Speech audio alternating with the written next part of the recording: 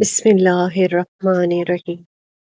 آج میں آپ کو بتاؤں گی کہ قرآن اپنے پڑھنے والے کا ساتھ کس وقت دیتا ہے۔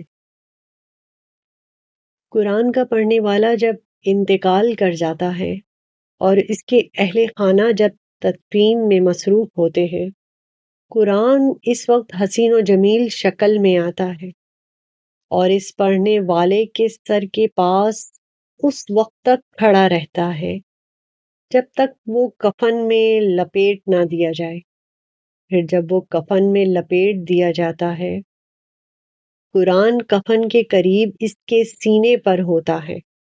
پھر جب وہ اپنی قبر میں رکھ دیا جاتا ہے اور مٹی ڈال دی جاتی ہے اور اس سے اس کے اہل خانہ رخصت ہو جاتے ہیں، اس وقت اس کے پاس فرشتے آتے ہیں اور اس کو قبر میں بٹھاتے ہیں۔ اتنے میں قرآن آتا ہے اور اس میت اور فرشتوں کے درمیان حائل ہوتا ہے۔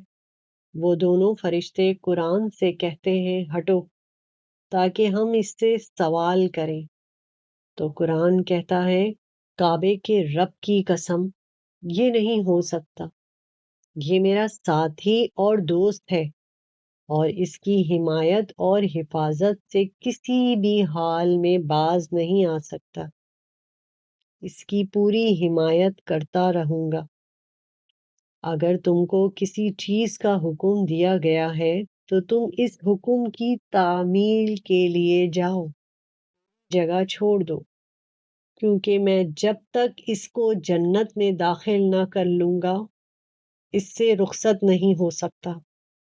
اس کے بعد قرآن اپنے ساتھی کی طرف دیکھے گا اور کہے گا، میں قرآن ہوں جسے تم آواز یا بلا آواز پڑھا کرتے تھے۔ قرآن نہیں چھوڑیے، قرآن پڑھتے رہیے، یہ قبر میں آپ کے ساتھ کھڑا ہوگا۔ شکریہ۔